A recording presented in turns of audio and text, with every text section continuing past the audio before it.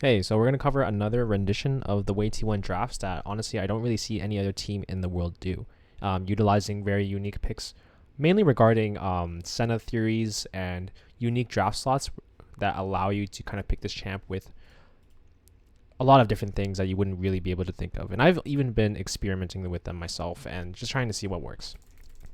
Senna is always an interesting case in with a lot of support matchups because she really negates the weaknesses of a lot of champions, and she can make for really combinations that are a little bit weird.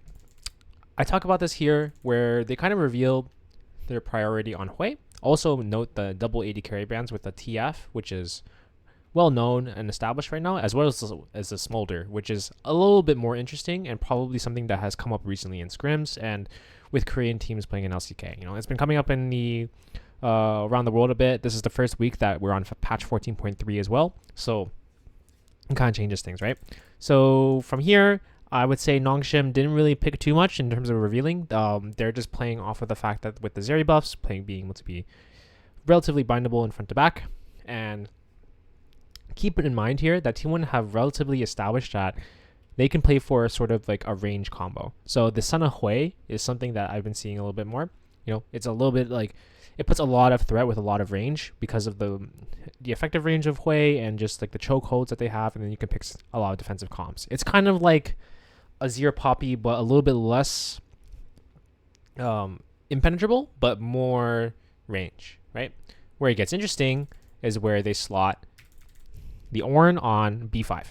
So if you are Nongshim, I would also be visibly confused because when they finally reveal that it's basically going to be Senna Ornn bot lane, this is where it kind of clicks, where you see a very interesting combination. So intuitively, you would think Senna Ornn is not the greatest combo because obviously Ornn being in a duo lane kind of constricts his ability to succeed, to be able to get his levels, right? It's all about the ornaments. For the most part, it's hitting your strides in the later phases of the game and doing that as quickly as possible. However, that's still what's happening here. And the reason for this is why I'm jumping into the game a little bit for game one. Quick aside, they also went double Doran's items again for increased lane pressure. I talked about this in my last video where they went Ezreal support and Keria went D-Blade. They just want the increased pressure in the first few ways, the TLDR. And that's a trade-off for the opportunity cost because it has more stats than World Atlas. But the idea here is that you can actually use the Ornn and still give him that advantage and kind of just leave him in side lane. And because Senna is the one that's farming, right? Sorry, Senna is the one that's fasting, right? And because of that, it creates for very unique split push scenarios with farming supports where you don't normally think about that, right? Or, so if you elect to have the Senna or the Ornn go into side lane and just chill by himself, he could still have the same effect because he doesn't have a support item. It's Senna that has it, right? If you elect to have the Gnar to play together. This is in laning phase, but like you can have situations where very unique macro possibilities are available because your normal support is not actually constricted, right? And your DPS, it's very unique because this is a very unique thing for Senna because she's the only champion where your DPS can be on your support, and then you can offset your tanky laner in bottom lane to other areas. So you have more flexibility than normal.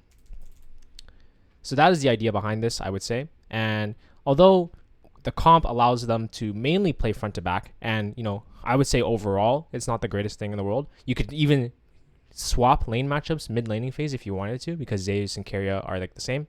In this case, it wouldn't be optimal, but I'm just giving examples of like where you could pick two laners where it would work. But that's what I mean by this. And I thought it was pretty interesting. Game 2, I believe this is where they start trading the OP stuff. So TF Milio is the combo here because it kind of just makes sense, right? Where TF right now in its current state really likes using things like RFC a lot. Milio is basically RFC in the form of a human. That's pretty much the combo that goes along with it, right? And his current builds revolve around a lot of on-hit. So champions like Milio or a lot of enchanters are going to favor well with him, as well as he has innate CC. Combined with a lot of high utility junglers and or top laners in the meta right now. So where it trades with Smolder is because it kind of handshakes a little bit of a scaling lane.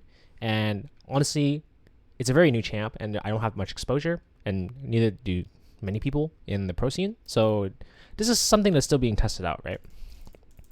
I think where it gets interesting is probably where they kind of like form their comps around its intended purposes and how they see it to slot it, even though other teams may not go for it here. So the Zeus Yone is a very classic one. T1 often pick it in a lot of comps where they're otherwise like a backwards front to back comp, but they just slam Yone because the matchup is favorable for Zeus, and they just alter the way they play it, in the sense that they will take advantage of Zeus's ability to really slam in the side lane and get advantage on something like the Udyr, and then allow their 4-stack to function that way, right? Part of understanding what a comp does is how your macro assignments affect what your comp does. And I think T1 does a really good understanding of this beyond what, picking it randomly on stage would really reveal. So I think that was a really cool sort of idea.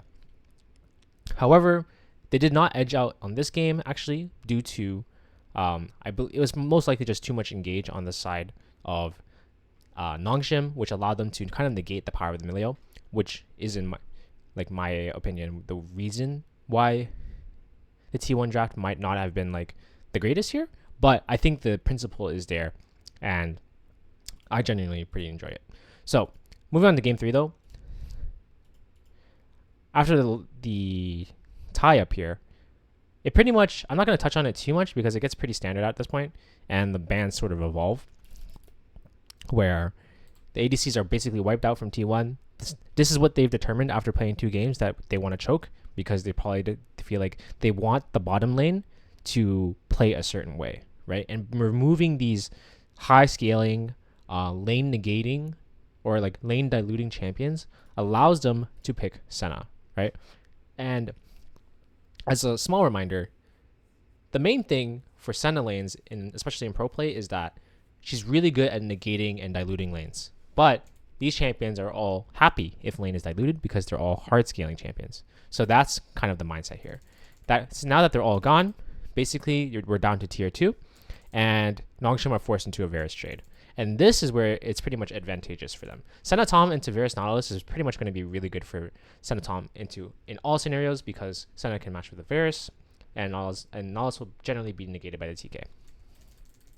From this point, it's a very standard comp, and both teams go for standard comps, but I think this establishment of this Senna Hui priority from T1 is what got them in the edge here. So overall, I really wanted to cover the Ornn pick in particular because I thought that was super cool, very creative.